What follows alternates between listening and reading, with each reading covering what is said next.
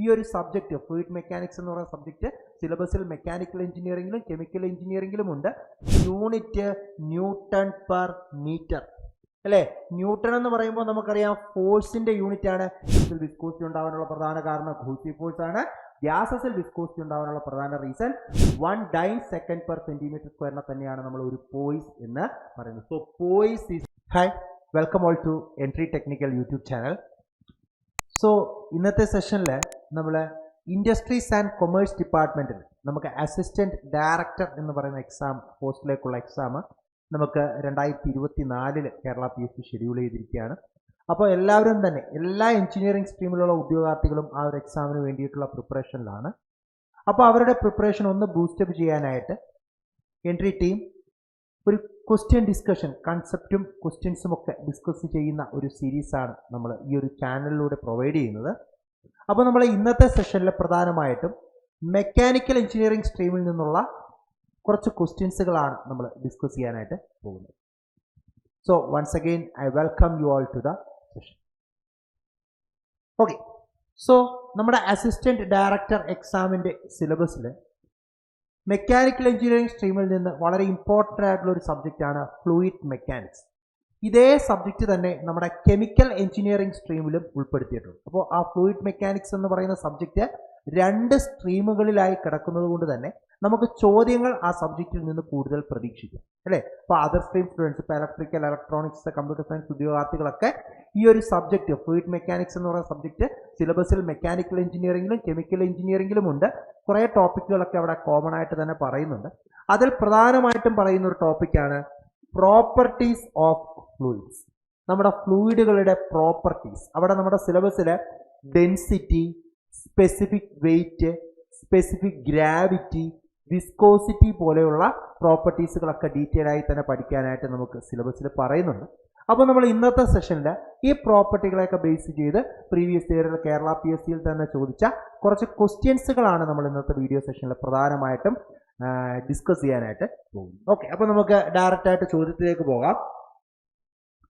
So question number 1, dimension of surface tension is. Surface tension എന്ന് പറയുന്ന പ്രോപ്പർട്ടിയുടെ dimension എന്താണെന്നാണ് ചോദിച്ചിരിക്കുന്നത് അല്ലേ. അപ്പോൾ നമുക്കറിയാം സർഫസ് ടെൻഷൻ്റെ ഇക്വേഷൻ നമ്മൾ ഓൾറെഡി പഠിക്കുന്നുണ്ട് അല്ലേ. സർഫസ് ടെൻഷൻ എന്ന് പറഞ്ഞാൽ എന്താ? It is defined as the force acting per unit length. Surface tension എന്ന് പറഞ്ഞാൽ force acting per unit length എന്ന് നമ്മൾ ഡിഫൈൻ ചെയ്യാറുണ്ട്. അല്ലെങ്കിൽ it is defined as the ratio of, അല്ലെങ്കിൽ it is defined as surface energy per unit area. Surface energy per unit. ഈ 2 രീതിയിൽ നമ്മൾ സർഫസ് ടെൻഷൻ ഡിഫൈൻ ചെയ്യുന്നു. ഫോഴ്സ് ബൈ ലെങ്ത് അല്ലെങ്കിൽ സർഫസ് എനർജി ബൈ ഏരിയ. അപ്പോൾ നിങ്ങളൊന്ന് നോക്കിക്കണേ, സർഫസ് ടെൻഷൻ്റെ unit എന്താണ്?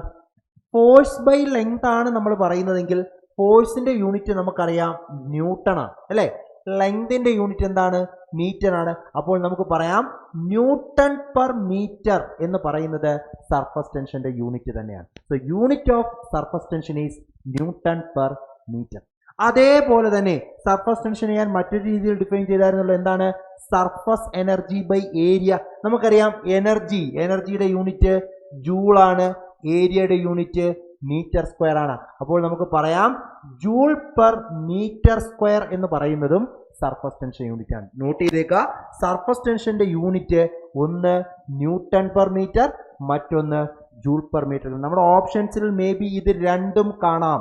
ന്യൂട്ടൺ പെർ മീറ്ററും ഓപ്ഷനിൽ തരാം, ജൂൾ പെർ മീറ്റർ സ്ക്വയറും തരാം. അപ്പോൾ അവിടെ ബോത്ത് എ ആൻഡ് ബി അല്ലെങ്കിൽ ഇത് രണ്ടും ആൻസർ ആണെന്നുള്ളൊരു ഓപ്ഷൻ അവിടെ കാണും. ഇപ്പോൾ ശ്രദ്ധിച്ച് ചെയ്യണം. ന്യൂട്ടൺ പെർ മീറ്ററും സർഫസ് ടെൻഷന്റെ യൂണിറ്റ് തന്നെയാണ്, ജൂൾ പെർ മീറ്റർ സ്ക്വയറും സർഫസ് ടെൻഷന്റെ യൂണിറ്റ് തന്നെയാണ്. ക്ലിയർ അല്ലേ? ഓക്കെ, അപ്പോൾ നമുക്കിവിടെ ചോദിച്ചിരിക്കുന്നത് ഡയമെൻഷൻ ആണ്. സർഫസ് ടെൻഷന്റെ ഡയമെൻഷൻ. നമ്മൾ യൂണിറ്റിൽ നിന്നല്ലേ ഡയമെൻഷനിലോട്ട് പോകുന്നത്. നോക്കാം, യൂണിറ്റ് ന്യൂട്ടൺ പെർ മീറ്റർ അല്ലേ. ന്യൂട്ടൺ എന്ന് പറയുമ്പോൾ നമുക്കറിയാം ഫോഴ്സിന്റെ യൂണിറ്റ് ആണ്. ഡയമെൻഷൻ എന്താ? T⁻² അല്ലേ. Newton force, F = ma, mass m, acceleration നമുക്ക് എല്ലാവർക്കും അറിയാം. ഡയമെൻഷൻ എന്താ വരുന്നത്? L⁻². വെലോസിറ്റി L⁻⁻1 ആണ്. Velocity by time and acceleration, so L⁻⁻². അപ്പോൾ ഫോഴ്സിന്റെ ഡയമെൻഷൻ mL⁻². ഓക്കെ, പെർ മീറ്ററാ, മീറ്ററിന്റെ എന്താ എൽ. അപ്പൊ എന്താ വരുന്നത് M L T raise to -2 by L. L കട്ടായി നമുക്ക് answer M L raise to 0 T raise to -2, അല്ലെങ്കിൽ നമുക്ക് പറയാം എം ടി റൈസ് ടു -2. ഇങ്ങനെ ഒരു ഓപ്ഷൻ ഉണ്ടോ? ഉണ്ട്, ഓപ്ഷൻ ബി. ഓക്കെ അല്ലേ? അപ്പോൾ നിങ്ങളിത് പഠിക്കുമ്പോൾ സർഫസ് ടെൻഷന്റെ ഇക്വേഷൻ നോട്ട് ചെയ്തേക്കുക. ഫോഴ്സ് ബൈ ലെങ്ത് അല്ലെങ്കിൽ സർഫസ് എനർജി ബൈ ഏരിയ യൂണിറ്റുകൾ രണ്ടും നോട്ട് ചെയ്തിരിക്കുക. അതേപോലെ തന്നെ ഡയമെൻഷനും നോട്ട് ചെയ്തിരിക്കുക. ക്ലിയർ ആണോ? ഓക്കെ അല്ലേ? അങ്ങനെയാണെങ്കിൽ ഞാൻ രണ്ടാമത്തെ ചോദ്യത്തിലേക്ക് പോവാണ്. ക്വസ്റ്റ്യൻ നമ്പർ 2 നോക്കുക. If temperature increases viscosity of gases dash and viscosity of liquid dash. നമ്മളെ പ്രോപ്പർട്ടീസ് ഓഫ് ഫ്ലൂയിഡ്സിൽ പഠിക്കുന്ന ഇമ്പോർട്ടൻ്റ് ആയിട്ടുള്ള ഒരു പ്രോപ്പർട്ടി തന്നെയാണ് എന്ത്? വിസ്കോസിറ്റി എന്ന് പറയുന്നത്. വിസ്കോസിറ്റി. അപ്പോൾ ഈ വിസ്കോസിറ്റി എന്ന് പറയുന്ന പ്രോപ്പർട്ടി ഗ്യാസിന്റെ കേസിൽ ടെമ്പറേച്ചറിനെ ഡിപ്പെൻഡ് ചെയ്യുന്ന ഒരു പ്രോപ്പർട്ടിയാണ്. അത് ആദ്യം തന്നെ നിങ്ങൾ മനസ്സിലാക്കുക. വിസ്കോസിറ്റി എന്ന് പറയുന്നത് ടെമ്പറേച്ചറിനെ ഡിപ്പെൻഡ് ചെയ്യുന്ന ഒരു പ്രോപ്പർട്ടിയാണ്. അപ്പോൾ ഗ്യാസിൽ വിസ്കോസിറ്റി ടെമ്പറേച്ചർ കൂടുന്നതിനനുസരിച്ച് വിസ്കോസിറ്റിക്ക് എന്ത് സംഭവിക്കുന്നു, അതേപോലെ ലിക്വിഡ്സിലും ടെമ്പറേച്ചർ കൂടുന്നതിനനുസരിച്ച് വിസ്കോസിറ്റിക്ക് എന്ത് സംഭവിക്കുന്നു, അതാണ് ചോദ്യം വന്നിരിക്കുന്നത് അല്ലേ. അപ്പോൾ നമ്മൾ കൺസെപ്റ്റ് കറക്റ്റ് ആയിട്ട് മനസ്സിലാക്കുക. വിസ്കോസിറ്റി എന്ന് പറയുന്നത് ഒരു ടെമ്പറേച്ചർ ഡിപ്പെൻഡന്റ് പ്രോപ്പർട്ടി തന്നെയാണ്. ഇനി ലിക്വിഡ്സിന്റെ കേസിൽ ശ്രദ്ധിക്കണം, ലിക്വിഡ്സ് ഉണ്ട്, ഗ്യാസസ് ഉണ്ട് അല്ലേ. നമ്മൾ ഫ്ലൂയിഡ്സ് എന്ന് പറയുമ്പോൾ അത് പ്രധാനമായിട്ടും ലിക്വിഡും വരാം, ഗ്യാസസും വരാം. അതിനെ കളക്റ്റീവ്ലി ആണ് നമ്മൾ ഫ്ലൂയിഡ് എന്ന് പറയുന്ന പേരിൽ അറിയപ്പെടുന്നത്. ഓക്കെ, അപ്പോൾ ഈ വിസ്കോസിറ്റി എന്ന് പറയുന്ന പ്രോപ്പർട്ടി ഉണ്ടാകാനുള്ള രണ്ട് റീസൺസ് എന്ന് പറയുന്നത്, ഒന്ന് കൊഹസീവ് ഫോഴ്സും രണ്ട് molecular moment. First one is cohesive force and second one is molecular momentum. ഈ രണ്ട് കാരണങ്ങൾ കൊണ്ടാണ് എന്ത് പ്രോപ്പർട്ടി ഉണ്ടാവുന്നത്? വിസ്കോസിറ്റി ഉണ്ട്. It is mainly due to cohesive force and molecular. Cohesive force എന്ന് പറഞ്ഞാൽ എന്താണ്? സെയിം മോളിക്യൂൾസുകൾ തമ്മിലുള്ള ഫോഴ്സ് ഓഫ് അട്രാക്ഷൻ, അതിനെയാണ് നമ്മൾ കൊഹസീവ് ഫോഴ്സ് എന്ന് പറയുന്നത്. അതേപോലെ തന്നെ നമ്മൾ അഡിസീവ് ഫോഴ്സ് പറയാറുണ്ട്. അതെന്താ? ഡിഫറെന്റ് മോളിക്യൂൾസുകൾ തമ്മിലുള്ള ഫോഴ്സ് ഓഫ് അട്രാക്ഷനെയാണ് നമ്മൾ അഡിസീവ് ഫോഴ്സ് എന്ന് പറയുന്നത്. ഓക്കെ, അത് ക്ലിയർ ആണ്. അപ്പോൾ ഒന്നുകിൽ കൊഹസീവ് ഫോഴ്സ് മൂലം അല്ലെങ്കിൽ മോളിക്യൂൾസുകൾ തമ്മിലുള്ള മൊമെന്റം മൂലം, ഈ രണ്ട് കാരണങ്ങൾ കൊണ്ടാണ് വിസ്കോസിറ്റി ഉണ്ടാകുന്നത്. ഇനി അതിൽ തന്നെ ലിക്വിഡ്സിൽ ഈ രണ്ട് കാരണങ്ങളിൽ ഡോമിനേറ്റ് ചെയ്ത് നിൽക്കുന്നത് ആരാണ്? കൊഹസീവ് ഫോഴ്സ് ആണ്. കാരണം ലിക്വിഡ്സും ഗ്യാസസും കൂടെ കമ്പയർ ചെയ്യുമ്പോൾ നമുക്കറിയാം മോളിക്യൂൾസുകൾ കുറച്ചും കൂടെ അടുത്ത് നിൽക്കുന്നത് എവിടെയാ? ലിക്വിഡ്സിലാ. ഗ്യാസസിലുള്ള മോളിക്യൂൾസുകൾ തമ്മിലുള്ള സ്പേസിങ് കൂടുതലാണ്. അതുകൊണ്ട് തന്നെ കൊഹസീവ് ഫോഴ്സ് ഡോമിനേറ്റ് ചെയ്ത് നിൽക്കുന്നത് എവിടെയാണ്? ലിക്വിഡ്സിലാണ്. സോ ലിക്വിഡ്സിൽ എന്ത് മൂലമാണ് വിസ്കോസിറ്റി ഉണ്ടാവുന്നത്? It is mainly due to cohesive force. In liquids, viscosity occurs mainly due to cohesive force. But in gases, viscosity occurs mainly due to molecular moment. ഗ്യാസസില് viscosity ഉണ്ടാവാനുള്ള പ്രധാന കാരണം മോളിക്കുലാർ മൊമെന്റം. ആദ്യം ഈ രണ്ട് റീസൺസ് പഠിക്കുക. ലിക്വിഡ്സിൽ viscosity ഉണ്ടാവാനുള്ള പ്രധാന കാരണം കൊഹസീവ് ഫോഴ്സ് ആണ്. ഗ്യാസസിൽ വിസ്കോസിറ്റി ഉണ്ടാവാനുള്ള പ്രധാന റീസൺ മോളിക്കുലാർ മൊമെന്റം ആണ്. ഇനി നമുക്ക് നോക്കാം, ടെമ്പറേച്ചർ കൂടുന്നതിനനുസരിച്ച് എന്ത് സംഭവിക്കുമെന്നാണ് ചോദിച്ചിരിക്കുന്നത് അല്ലേ. അപ്പോൾ ടെമ്പറേച്ചർ ഇൻക്രീസ് ചെയ്യുമ്പോൾ കൊഹസീവ് ഫോഴ്സിന് എന്താ സംഭവിക്കുന്നതെന്ന് പറയാമോ? ടെമ്പറേച്ചർ ഇൻക്രീസ് ചെയ്യുമ്പോൾ കൊഹസീവ് ഫോഴ്സിന് എന്താണ് സംഭവിക്കുക? നമുക്കറിയാം മോളിക്യൂൾസുകൾ തമ്മിലുള്ള ഫോഴ്സ് ഓഫ് അട്രാക്ഷൻ, സെയിം മോളിക്യൂൾസുകൾ തമ്മിലുള്ള ഫോഴ്സ് ഓഫ് അട്രാക്ഷനെയാണ് കൊഹസീവ് ഫോഴ്സ് എന്ന് പറയുന്നത്. ടെമ്പറേച്ചർ കൂടുമ്പോൾ മോളിക്യൂൾസ് ദൂരേക്ക് പോകില്ലേ? കാരണം ടെമ്പറേച്ചർ കൂടുമ്പോൾ മോളിക്യൂൾസിന്റെ കൈനറ്റിക് എനർജി കൂടും. അപ്പോൾ മോളിക്യൂൾ വെറുതെ ഇരിക്കുമോ? ഇല്ല, അത് ദൂരേക്ക് പോകും. അപ്പോൾ മോളിക്യൂൾസുകൾ തമ്മിലുള്ള ഫോഴ്സ് ഓഫ് അട്രാക്ഷൻ അവിടെ എന്ത് ചെയ്യും? കുറയും അല്ലേ. So as temperature increases cohesive force always decreases അല്ലേ. ടെമ്പറേച്ചർ കൂടുമ്പോൾ മോളിക്യൂൾസുകൾ തമ്മിലുള്ള ഫോഴ്സ് ഓഫ് അട്രാക്ഷൻ കുറയുന്നു, അതായത് കൊഹസീവ് ഫോഴ്സ് കുറയുന്നു. സോ കൊഹസീവ് ഫോഴ്സ് മൂലമാണ് ലിക്വിഡ്സിൽ എന്തുണ്ടാകുന്നത്? വിസ്കോസിറ്റി ഉണ്ടാവാനുള്ള പ്രധാന കാരണം. അപ്പോൾ ടെമ്പറേച്ചർ കൂടുമ്പോൾ കൊഹസീവ് ഫോഴ്സ് കുറയുന്നു, അതുകൊണ്ട് തന്നെ ടെമ്പറേച്ചർ കൂടുമ്പോൾ ലിക്വിഡ്സിൽ വിസ്കോസിറ്റി എന്ത് ചെയ്യുന്നു? വിസ്കോസിറ്റി കുറയുന്നു. ക്ലിയർ ആയോ? ഓക്കെ ആണോ? അപ്പോൾ as temperature increases viscosity of liquids decreases. ഇനി ഗ്യാസസിന്റെ കേസിൽ ഞാൻ പറഞ്ഞു വിസ്കോസിറ്റി ഉണ്ടാവാനുള്ള പ്രധാന കാരണം എന്താണ്? മോളിക്കുലാർ മൊമെന്റമാണ്. ടെമ്പറേച്ചർ ഇൻക്രീസ് ചെയ്യുമ്പോൾ മോളിക്കുലാർ മൊമെന്റത്തിന് എന്ത് സംഭവിക്കുന്നു? പറയാവോ? ടെമ്പറേച്ചർ ഇൻക്രീസ് ചെയ്യുമ്പോൾ മൊമെന്റം എന്ന് പറഞ്ഞാൽ എന്താ? Mass into velocity. ടെമ്പറേച്ചർ കൂടുക എന്ന് പറഞ്ഞാൽ മോളിക്യൂൾസിന്റെ കൈനറ്റിക് എനർജി അല്ലേ? അതായത് മോളിക്യൂൾസിന്റെ വെലോസിറ്റി കൂടുന്നു. വെലോസിറ്റി കൂടുമ്പോൾ ഉറപ്പായിട്ടും മോളിക്യൂൾസിന്റെ മൊമെന്റം, മോളിക്കുലാർ മൊമെന്റം എന്ത് ചെയ്യും? ഇൻക്രീസ് ചെയ്യും. So as temperature increases molecular momentum also increases അല്ലേ? അപ്പോൾ ടെമ്പറേച്ചർ കൂടുമ്പോൾ മോളിക്കുലാർ മൊമെന്റം കൂടുകയാണ് ചെയ്യുന്നത്. അതുകൊണ്ട് തന്നെ ഗ്യാസസിന്റെ കേസിൽ ടെമ്പറേച്ചർ ഇൻക്രീസ് ചെയ്യുമ്പോൾ വിസ്കോസിറ്റിക്ക് എന്ത് സംഭവിക്കുന്നു? വിസ്കോസിറ്റിയും ഇൻക്രീസ് ചെയ്യുന്നു. ക്ലിയർ ആയോ? അപ്പോൾ ആൻസർ എന്താ വരുന്നത്? If temperature increases viscosity of gas, temperature കൂടുമ്പോൾ ഗ്യാസിന്റെ വിസ്കോസിറ്റി കൂടും, but the viscosity of liquids decreases. Answer എന്താണ് വരുന്നത്? ഓപ്ഷൻ ബി ആണ്. ക്ലിയർ ആയോ? അതായത് as temperature increases, temperature increase ചെയ്യുമ്പോൾ ലിക്വിഡ്സിന്റെ കേസിൽ വിസ്കോസിറ്റി കാരണം കൊഹസീവ് ഫോഴ്സ് ആണ്. സോ ടെമ്പറേച്ചർ ഇൻക്രീസ് ചെയ്യുമ്പോൾ കൊഹസീവ് ഫോഴ്സ് കുറയുകയാണ് ചെയ്യുന്നത്. അതുകൊണ്ട് തന്നെ വിസ്കോസിറ്റി കുറയും. ഗ്യാസസിന്റെ കേസിൽ വിസ്കോസിറ്റിക്ക് ഡോമിനേറ്റ് ചെയ്തിരിക്കുന്ന ഫാക്ടർ മോളിക്കുലാർ മൊമെന്റം ആണ്. സോ ടെമ്പറേച്ചർ കൂടുമ്പോൾ മോളിക്കുലാർ മൊമെന്റം കൂടുന്നു. അതുകൊണ്ട് തന്നെ in case of gases as temperature increases viscosity also increases. വളരെ ഇമ്പോർട്ടന്റ് ആയിട്ടുള്ള കൺസെപ്റ്റ് ആണ്. ഒരുപാട് തവണ PSCക്ക് റിപ്പീറ്റ് ചെയ്ത് ചോദിച്ചിട്ടുള്ള ഒരു ചോദ്യമാണ് ഫ്ലൂയിഡ് മെക്കാനിക്സിൽ നിന്ന്. നോട്ട് ചെയ്തേക്കാം ആ കൺസെപ്റ്റ്. ഞാൻ ഈ ക്വസ്റ്റിനോട് റിലേറ്റ് ചെയ്ത് പറഞ്ഞ കൺസെപ്റ്റുകളും പല കൺസെപ്റ്റുകളും ചോദ്യമായി നമ്മുടെ മുന്നിലേക്ക് വന്നിട്ടുണ്ട്. നോട്ട് ചെയ്തേക്കാം, വെരി ഇമ്പോർട്ടൻറ്റ്. നെക്സ്റ്റ് ക്വസ്റ്റിനിലേക്ക് പോവാണ് ഞാൻ. ഓക്കെ, നെക്സ്റ്റ് ക്വസ്റ്റ്യൻ നോക്കേ. In CGS unit the dynamic viscosity is expressed. Dynamic viscosity CGS യൂണിറ്റിൽ എങ്ങനെയാണ് എക്സ്പ്രസ് ചെയ്യുന്നത്? Poise, pascal second, stokes, none of the. അല്ലേ, നമ്മുടെ ഫ്ലൂയിഡ് മെക്കാനിക്സിൽ വിസ്കോസിറ്റിയിലെ രണ്ട് വിസ്കോസിറ്റികളാണ് നമ്മൾ പഠിക്കുന്നത്. ഒന്ന് ഡൈനാമിക് വിസ്കോസിറ്റി അല്ലേ, ഫസ്റ്റ് വൺ എന്ന് പറയുന്നത് ഡൈനാമിക് വിസ്കോസിറ്റി. സെക്കൻഡ് വൺ എന്ന് പറയുന്നത് kinematic viscosity. Second one kinematic viscosity. Okay ആണല്ലോ? അപ്പൊ ഡൈനാമിക് വിസ്കോസിറ്റി നമ്മൾ മ്യൂ കൊണ്ടാണ് റെപ്രസെന്റ് ചെയ്യുന്നത്, കൈനമാറ്റിക് വിസ്കോസിറ്റി മ്യൂ. ഇനി ഇതിന്റെ യൂണിറ്റുകളൊക്കെ കറക്റ്റ് ആയിട്ട് തന്നെ നിങ്ങൾ പഠിച്ചിരിക്കണം. വളരെ ഇമ്പോർട്ടന്റ് ആണ് യൂണിറ്റുകൾ. നോട്ട് ചെയ്തേക്കുക. ഡൈനാമിക് വിസ്കോസിറ്റി മ്യൂ, അതിന്റെ SI യൂണിറ്റ് എന്താണ്? Newton second per metre square. SI unit of dynamic viscosity is newton second per metre square. നമുക്കറിയാം ഒരു ന്യൂട്ടൺ പെർ മീറ്റർ സ്ക്വയർ എന്ന് പറയുന്നത് ഒരു പാസ്കൽ ആണ് അല്ലേ? 1 ന്യൂട്ടൺ പെർ മീറ്റർ സ്ക്വയറിനെയാണ് നമ്മൾ 1 പാസ്കൽ എന്ന് പറയുന്നത്. അപ്പോൾ ഇതിന് എനിക്ക് എന്തെന്നും പറയാം? Pascal, newton per metre square pascal second എന്നും പറയാം. കണ്ടോ? അപ്പോൾ SI unit of dynamic viscosity എന്താണെന്ന് ചോദിച്ചാൽ ന്യൂട്ടൺ സെക്കൻഡ് പെർ മീറ്റർ സ്ക്വയറും കറക്റ്റ് ആണ്, പാസ്കൽ സെക്കൻഡും കറക്റ്റ്. ഇനി CGS unit of dynamic viscosity നോക്കുക. CGS യൂണിറ്റ് ന്യൂട്ടൺ, നമുക്കറിയാം ഫോഴ്സിന്റെ യൂണിറ്റ് അല്ലേ? അതിന്റെ CGS യൂണിറ്റ് എന്താ വരുന്നത്? ഡൈ. സെക്കൻഡ് അതേപോലെ തന്നെ അല്ലേ? മീറ്റർ സ്ക്വയറിന്റെ CGS യൂണിറ്റ് എന്താണ്? Centimetre square. So CGS unit of dynamic viscosity is dyne second per centimetre square. ഇതിന് പറയുന്ന മറ്റൊരു പേരാണ് പോയിസ്. അതായത് ഒരു പോയിസ് എന്ന് പറഞ്ഞാൽ എന്ത് തന്നെയാണ്? ഒരു dyne second per centimetre square തന്നെയാണ്. 1 ഡൈൻ സെക്കൻഡ് പെർ സെന്റിമീറ്റർ സ്ക്വയറിനെ തന്നെയാണ് നമ്മൾ ഒരു പോയിസ് എന്ന് പറയുന്നത്. So poise is the CGS unit of which viscosity? Dynamic viscosity. Okay ആണ്? ഓക്കെ, അങ്ങനെയാണെങ്കിൽ ഞാൻ രണ്ടാമത്തെ കൈനമാറ്റിക് വിസ്കോസിറ്റിയിലേക്ക് പോവുകയാണ്. Kinematic viscosity SI unit.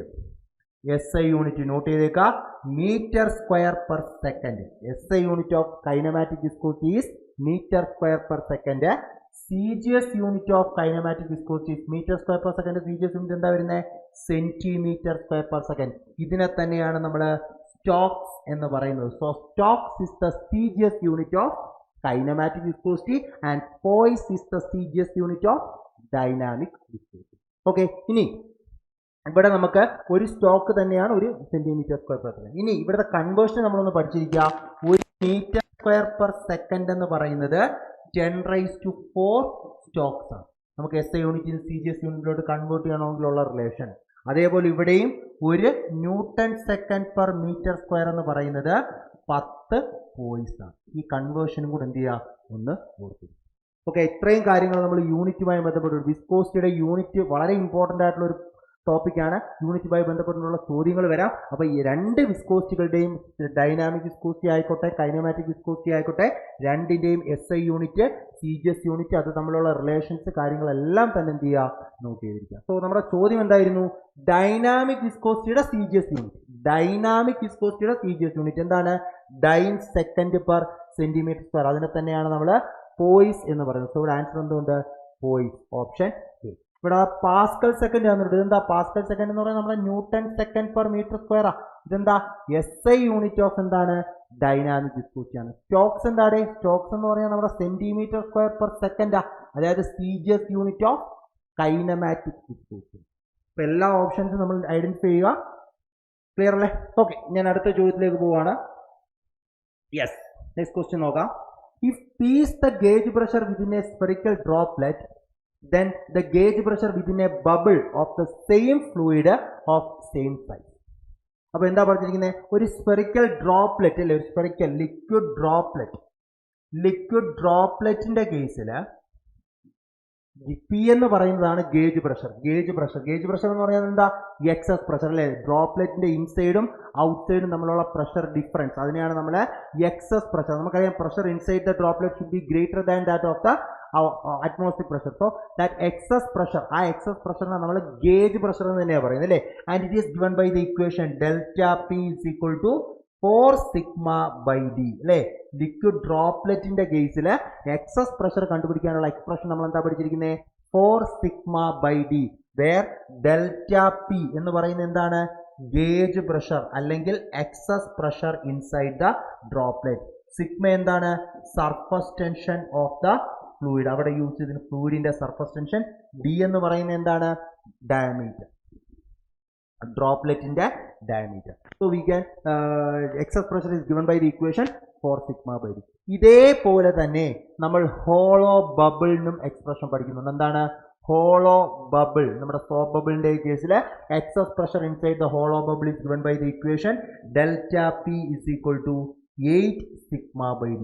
ഈ എക്സ്പ്രഷൻസ് ഒക്കെ വളരെ ഇമ്പോർട്ടൻ്റ് ആണ്. ഒന്നുകിൽ നിങ്ങൾ അവർക്ക് ഈ എക്സ്പ്രഷനെ ബേസ് ചെയ്ത് സിമ്പിൾ ന്യൂമറിക്കൽ ക്വസ്റ്റ്യൻസുകൾ ചോദിക്കാം, അല്ലെങ്കിൽ ഇതിനെ റിലേറ്റ് ചെയ്തുള്ള റിലേഷൻ ടൈപ്പ് ക്വസ്റ്റ്യൻസുകളും ചോദിക്കും. ഓക്കെ, അപ്പോൾ ഹോളോ ബബിളിന്റെ കേസിൽ excess pressure inside the droplet is given by the equation 8 sigma by d, where sigma is the surface tension of fluid and d is the diameter of the bubble. Okay, അപ്പോൾ ഇത് രണ്ടുമാണ് നമ്മുടെ expressions. നമുക്കറിയാം. അപ്പോൾ ഇവർ ചോദ്യത്തിൽ പറഞ്ഞിരിക്കുന്നത് എന്താണ്? ഈ P is the gauge pressure within a spherical droplet. അപ്പോൾ സ്ഫെറിക്കൽ ഡ്രോപ്ലെറ്റിലെ ഗേജ് പ്രഷർ അവർ എന്തായിട്ട് തന്നു? പി ആയിട്ട് തന്നു. അതായത് ഇതല്ലേ സ്ഫെറിക്കൽ ഡ്രോപ്ലെറ്റ്. അപ്പോൾ 4 sigma by d എന്നതിനെ അവർ എന്തായിട്ട് വിളിച്ചു? പി എന്ന് വിളിച്ചു. ഓക്കെ ആണോ? 4 sigma by d യെ അവരെന്തായിട്ട് പി എന്നുള്ള രീതിയിൽ അവർ നോട്ട് ചെയ്തു. അങ്ങനെയാണെങ്കിൽ ഒരു ബബിളിന്റെ കേസിലുള്ള ഗേജ് പ്രഷർ അവിടെ യൂസ് ചെയ്യുന്ന ഫ്ലൂയിഡിന് മാറ്റമില്ല. സെയിം ഫ്ലൂയിഡ് എന്ന് പറയുമ്പോൾ സർഫസ് ടെൻഷൻ പിന്നെ മാറുമോ? ഇല്ല. മാത്രവുമില്ല അതിന്റെ സൈസും സെയിം ആണ്. അപ്പോൾ പിന്നെ ഡയമീറ്ററിന് മാറ്റമുണ്ടോ? ഇല്ല. ഇത് രണ്ടും സെയിം ആണെങ്കിൽ ബബിളിലെ എക്സസ് പ്രഷർ അല്ലെങ്കിൽ ഗേജ് പ്രഷർ എത്രയാണ്? ഓക്കെ, ബബിളിന്റെ കേസിലെ എക്സസ് പ്രഷർ കണ്ടുപിടിക്കാൻ എക്സ്പ്രഷൻ നമുക്കറിയാം 8 sigma by d. ക്വസ്റ്റ്യനിൽ പറയുന്നു 4 sigma by d എന്ന് പറയുന്നത് പി ആണ്. അങ്ങനെയാണെങ്കിൽ 8 sigma by d എന്തായിരിക്കും? ഇവിടെ 2p ആയിരിക്കത്തില്ല. കറക്റ്റ് അല്ലേ? 8 sigma by d നമുക്ക് 2 × 4 sigma by d എന്ന് എഴുതാം. ഈ 4 sigma by d ഓൾറെഡി ക്വസ്റ്റ്യനിൽ പറയുന്നുണ്ട് എന്താണ്?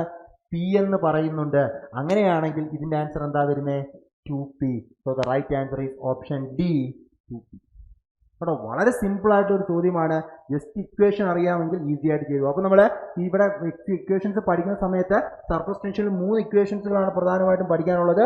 ഒന്ന് liquid droplet excess pressure is given by the equation 4 sigma by d. രണ്ടാമത്തത് hollow bubble excess pressure is given by the equation 8 sigma by d. മൂന്നാമത്തതും കൂടെ ഓർത്ത് വെച്ചിരിക്കുക, ലിക്വിഡ് ജെറ്റ്. അവിടെ എക്സസ് പ്രഷർ അല്ലെങ്കിൽ gauge pressure is given by the equation 2 sigma by d. ഈ 3 expressions മാത്രം നിങ്ങൾ അവിടെ നോട്ടിരുന്നാൽ മതി. ഒന്നുകിൽ ഇതിനെ റിലേറ്റ് ചെയ്തുള്ള ഡയറക്റ്റ് ന്യൂമറിക്കൽ ക്വസ്റ്റ്യൻസ് ഏതെങ്കിലും ഒരു ടേം അൺനോൺ ആക്കി തരും, കണ്ടുപിടിക്കുക. ന്യൂമറിക്കൽ ക്വസ്റ്റ്യൻസ് വരുമ്പോൾ യൂണിറ്റുകളൊക്കെ ശ്രദ്ധിച്ച് ചെയ്യുക, കാരണം യൂണിറ്റുകളൊക്കെ മാറ്റി തന്ന് ചോദ്യങ്ങൾ ചോദിക്കാറുണ്ട്. അപ്പോൾ അത് കെയർ ചെയ്ത് ചെയ്യുക. അതർവൈസ് ഇതേപോലെയുള്ള റിലേഷൻ ക്വസ്റ്റ്യൻസ് ചോദിക്കാം, അല്ലെങ്കിൽ ഡയറക്റ്റ് ഇക്വേഷൻ തന്നെ അവർക്ക് ചോദിക്കാം. അങ്ങനെയും കേരള PSC യിൽ ചോദിച്ചിട്ടുണ്ട്. ഓക്കെ, അപ്പോൾ അത് നോട്ട് ചെയ്തു. ഓക്കെ, അങ്ങനെയാണെങ്കിൽ ഞാൻ അടുത്ത ചോദ്യത്തിലേക്ക് പോവുകയാണ്. Yes, next question. A liquid has A specific gravity of 1.9 and a kinematic viscosity of 6 torr. What is the dynamic viscosity. അപ്പോൾ നമുക്കിവിടെ ലിക്വിഡിന്റെ സ്പെസിഫിക് ഗ്രാവിറ്റി തന്നിട്ടുണ്ട്. എത്രയാ? 1.9. ഇതേ ലിക്വിഡിന്റെ കൈനമാറ്റിക് വിസ്കോസിറ്റി തന്നിട്ടുണ്ട്. എത്രയാ? 6 സ്റ്റോക്സ്. അങ്ങനെയാണെങ്കിൽ ലിക്വിഡിന്റെ ഡൈനാമിക് വിസ്കോസിറ്റി എത്രയാണ്? ഇതാണ് ചോദ്യം അല്ലേ. അപ്പൊ നമുക്ക് കൈനമാറ്റിക് വിസ്കോസിറ്റിയും ഡൈനാമിക് വിസ്കോസിറ്റിയും തമ്മിലുള്ള റിലേഷൻ നമുക്കറിയാം. Kinematic viscosity of fluid is defined as the ratio of dynamic viscosity divided by density അല്ലേ. ഫ്ലൂയിഡിന്റെ ഡൈനാമിക് വിസ്കോസിറ്റിയെ ആ ഫ്ലൂയിഡിന്റെ ഡെൻസിറ്റി കൊണ്ട് ഡിവൈഡ് ചെയ്താൽ നമുക്ക് എന്ത് കിട്ടും?